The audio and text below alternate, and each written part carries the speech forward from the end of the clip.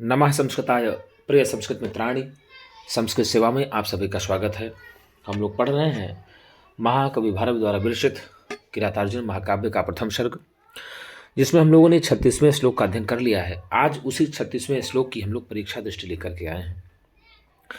परीक्षा दृष्टि में जो कुछ भी सवाल दिया हुआ है आप लोग देख सकते हैं ना, परीक्षा दृष्टि लिखा हुआ ये परीक्षा दृष्टि है।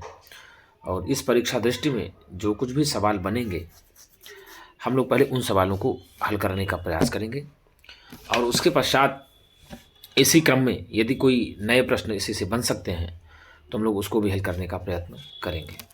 तो आइए परीक्षा दृष्टि में हम लोग देखते हैं क्या क्या प्रश्न दिया हुआ है। तो पहला प्रश्न दिया हुआ है गुरुजी कि वनवास काल में कठोर भूमि पर कौन सोते हैं? तो नकुल और सहदेव। पहले प्रश्न बना कि वनवास काल में कठोर भूमि पर कौन सोते हैं? तो नकुल और सहदेव सोते हैं। नकुल और सहदेव वनवास काल में किस प्रकार की भूमि पर सोते हैं यदि प्रश्न पूछता है तो आप बताएंगे कठोर भूमि पर सोते हैं। और नकुल और सहदेव का शरीर किसमें सोने के कारण से कठोर हो गया? तो नकुल और सहदेव का कठोर भूमि पर सोने के कारण शरीर कठोर हो गया, अर्थात कठोर भूमि पर सोने के कारण किसका शरीर अत्यंत कठोर हो गया? तो नकुल और सहदेव का। इस प्रकार से यदि प्रश्न पूछता है आपसे, किसी प्रकार से घुमा करके पूछे प्रश्न, आपको उत्तर वही लगाना है, ठीक है ना। किरातार्जुनीय में युगल भ्राता के रूप में वर्णित है। किरातार्जुनीय में युगल भ्राता के रूप में किसका वर्णन किया गया है? नकुल और सहदेव का वर्णन किया गया है। नकुल और सहदेव का किरातार्जुनीय में किस प्रकार से वर्णन किया गया है? तो आप बताएंगे युगल भ्राता के रूप में वर्णन किया गया है। युगल भ्राता के रूप में नकुल और सहदेव का वर्णन किस काव्य में किया गया है? तो किरातार्जुनीय महाकाव्य में किया गया है। किरातार्जुनीय महाकाव्य में युगल भ्राता के रूप में वर्णन किसका मिलता है? तो नकुल और सहदेव का मिलता है। नकुल और सहदेव का शरीर कहाँ पर सोने के कारण अत्यंत कठोर हो गया? तो कठोर भूमि पर सोने के कारण अत्यंत कठोर हो गया है, ठीक है। यदि पूछता है कि पर्वतीय हाथियों से तुलना किसकी गई है नकुल और सहदेव की, तो पूछ लेगा नकुल और सहदेव की किससे तुलना की गई है? तो आप बताओगे पर्वतीय हाथियों से की गई है, ठीक है ना। नकुल और सहदेव की तुलना किससे की गई है? तो पर्वतीय हाथियों से की गई। पर्वतीय हाथियों से तुलना किसके की गई है? तो नकुल और सहदेव की गई है। नकुल और सहदेव को किस नाम से जाना जाता है? तो युगल भ्राता के नाम से जाना जाता है, युगल जोड़ी के नाम से जाना जाता है। नकुल और सहदेव की गणना पर्वतीय हाथियों से किस महाकाव्य में की गई है? तो किरातार्जुनीय महाकाव्य में की गई है। किरातार्जुनीय महाकाव्य में किनकी गणना युगल भ्राता के रूप में या पर्वतीय हाथियों से की गई है? तो आप बताएंगे कि नकुल और सहदेव की गणना की गई है, ठीक है। वनांत सैया कठिनी कृताकृति कचाचितौ विश्व गिवा गजौ गजौ। इस पंक्ति में अगजौ एवं गजौ पद आया है, किसके लिए आया हुआ है? तो नकुल और सहदेव के लिए। ये जो अगजौ पद है यह पर्वतीय हाथियों की भांति, तो पर्वतीय हाथियों इसका अर्थ होता है। और गजौ तो भैया अगजौ गजौ तो किसके लिए आया हुआ है? तो नकुल और सहदेव के लिए। नकुल और सहदेव के लिए कौन सा पद आया हुआ है? अगजौ गजौ आया हुआ है। कौन सा गुरुजी? अगजौ गजौ आया हुआ है। और एक और आया है धृत संयमो यमो, ठीक है ना। तो यदि पूछ ले कि वनांत सैया कठिनी कृताकृति कचाचितौ विश्व गिवा गजौ गजौ, यह पंक्ति किस महाकाव्य से ली गई है? तो आप बताएंगे यह पंक्ति किरातार्जुनीय महाकाव्य से ली गई है। यदि विश्वक का अर्थ पूछ लेता है कि क्या होगा, तो भैया सब और होगा। क्या होगा? सब और होगा। विश्वक का अर्थ आपसे पूछता है क्या होगा, तो आप बताएंगे सब और होगा। और इसका अर्थ ही होता है गुरुजी वनांत शैया, अर्थात तो वन की कठोर भूमि पर शैया के कारण ही जिनका शरीर अत्यंत कठोर हो गया है और जिनके बाल जो है कचाचितो मतलब केस जिनके क्या हैं, जिनका शरीर केसों से क्या हो गया है? ढक गया है, जैसे पर्वतीय हाथियों का शरीर केसों से ढक जाता है। ठीक उसी प्रकार से युगल भ्राता नकुल और सहदेव का भी शरीर केसों से ढक गया है। तो केस से किसका शरीर ढक गया है? तो आप बताएंगे नकुल और सहदेव का शरीर ढक गया है। और वनांत शैया कथनी कृता कृतौ कचाचितौ विश्व गिवा गजौ गजौ में कौन सा अलंकार है? तो भैया अनुप्रास अलंकार है। अनुप्रास है। अनुप्रास किससे है? तो विश्व गिवा गजौ गजौ, अच्छा बताओ, यमक होता है विश्व गिवा गजौ गजौ, यमक अलंकार हो जाएगा। और अनुप्रास हो जाएगा वनांत शैया कठिनी कृताकृति कचाचितौ विश्वगिवा गजौ गजौ। देखो गा गा जा जा। तो एक वर्ण की आवृत्ति बार बार होने के कारण से अनुप्रास अलंकार भी होता है और यमक अलंकार भी होता है। अर्थे सत्यर्थ भिन्ना नाम यम का नाम सा पुनः श्रुति। बार बार वही वर्ण की आवृत्ति होती है किंतु अर्थ भिन्न होते हैं, तो वहाँ अलंकार अनुप्रास अलंकार होता है, यमक अलंकार होता है। और जहाँ पर स्वर वर्णों की सादृश्यता हो या ना हो, किंतु व्यंजन वर्णों की बार बार आवृत्ति होने के कारण ही अनुप्रास अलंकार होता है। दोनों का अलग अलग दिया गया है। आगे दिया है कि कचा चितौ विश्व गिवा गजौ गजौ में। कचा चितौ पद का क्या अर्थ होगा? केशों से ढका हुआ। किससे भैया?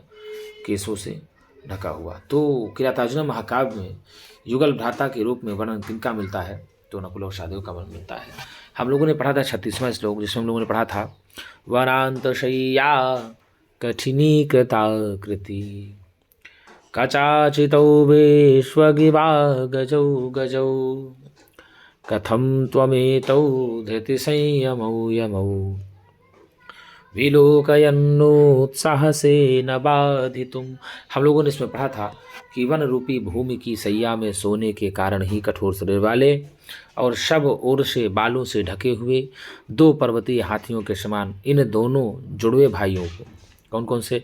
नकुल और सहदेव को देखते हुए तुम अपने धैर्य और संयम को त्यागने के लिए क्यों उद्यत नहीं हो रहे हो?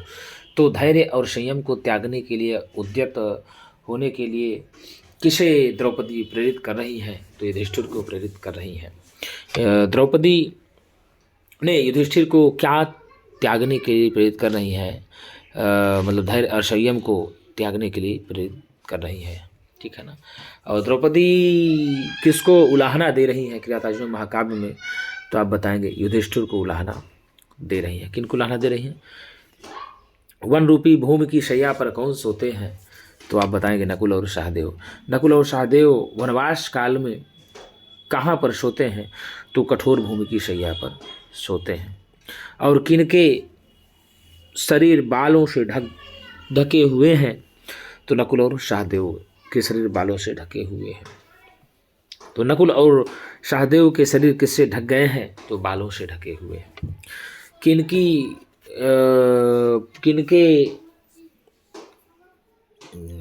उपमा जो है पर्वतीय हाथों से दी गई है? तो नकुल और सहदेव को पर्वतीय हाथियों के समान माना गया है। पर्वतीय हाथियों से तुलना किससे की गई है? तो नकुल और सहदेव की गई है। नकुल और सहदेव की तुलना किनसे की गई है? पर्वतीय हाथियों से की गई है। दो पर्वतीय हाथियों से की गई है। दोनों जुड़े भाइयों को ही क्या कहते हैं? युगल भ्राता के रूप में कहते हैं नकुल और सहदेव। युगल भ्राता के रूप में कौन जाने जाते हैं? नकुल और सहदेव जाने जाते हैं। धैर्य और संयम को त्यागने के लिए उद्यत नहीं होते हैं, ऐसा कौन कह रही है? तो द्रौपदी कह रही है। द्रौपदी धैर्य और संयम त्यागने के लिए किनको बोल रही है? तो युधिष्ठिर को बोल रही है।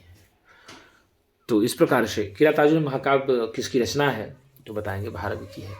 किरातार्जुन महाकाव्य में कितने सर्ग हैं? तो बताएंगे 18 सर्ग हैं। किरातार्जुन महाकाव्य का अंतिम शब्द कौन सा है? तो श्री लक्ष्मी शब्द होता है। किरातार्जुन महाकाव्य को किस नाम से जाना जाता है? तो लक्ष्मी पदांक महाकाव्य के नाम से जाना जाता है। किरातार्जुन महाकाव्य का उपजीव्य क्या है? तो महाभारत का वन पर्व है। भारवी की रीति क्या है? तो पांचाली है। किरातार्जुन महाकाव्य के प्रथम सर्ग में कौन सी रीति है? तो वैदर्भी रीति है। किरातार्जुन महाकाव्य का नायक कौन है? मध्यम पांडव अर्जुन है। किरातार्जुन महाकाव्य में सर्वप्रथम द्रौपदी किसकी दुर्दशा का वर्णन कर रही है? तो भीम की दुर्दशा का वर्णन कर रही है। भीम की दुर्दशा का वर्णन करने के पश्चात द्रौपदी किसकी दशा का वर्णन कर रही है? तो अर्जुन की दशा का वर्णन कर रही है। और अर्जुन की दशा का वर्णन करने के पश्चात द्रौपदी किनका वर्णन करती हैं? तो नकुल और सहदेव की स्थिति का वर्णन करती है, ठीक है ना। और भीम को किस नाम से जाना जाता है किरातार्जुन महाकाव्य में? तो वृकोदरा के नाम से जाना जाता है। धनंजय के नाम से कौन किरातार्जुन महाकाव्य में जाना जाता है? तो अर्जुन जाना जाता है। अर्जुन वनवास काल में पांडवों को क्या ला करके देते थे? तो भैया वलकल वस्त्र ला करके देते थे। वलकल वस्त्र किरातार्जुन महाकाव्य में अर्जुन किनको ला करके देते थे? युधिष्ठिर को देते थे। और युगल भ्राता के नाम से किनको जाना जाता है? तो भैया आपको बता दें कि नकुल और सहदेव को जाना जाता है। किरातार्जुन महाकाव्य के प्रथम सर्ग में कितने श्लोक हैं? तो किरातार्जुन महाकाव्य के प्रथम सर्ग में 46 श्लोक है। किरातार्जुन महाकाव्य में सर्वाधिक छंदों की संख्या 62 छंद है। किरातार्जुन में 62 छंदों की संख्या कितनी है? 44 है। तो प्रथम श्लोक से लेकर के ही 44 श्लोकों तक 62 छंद का प्रयोग किया गया है। 45वें श्लोक में किरातार्जुन महाकाव्य के कौन सा छंद प्रयोग किया गया है? पुष्पिताग्रा छंद का प्रयोग किया गया है। 46वें श्लोक में किरातार्जुन महाकाव्य में कौन सा छंद प्रयोग किया गया है? तो भैया मालनी छंद का प्रयोग किया गया है। तो मित्रों, यदि मेरी वीडियो आपको अच्छी लगती है तो एक बार लाइक और सब्सक्राइब जरूर करें मित्रों, तो करें और लाइक और सब्सक्राइब करना ना भूलें। तो मित्रों, आज के लिए इतना ही। हम पुनः एक नई वीडियो के साथ मिलेंगे, तब तक के लिए नमस्कार।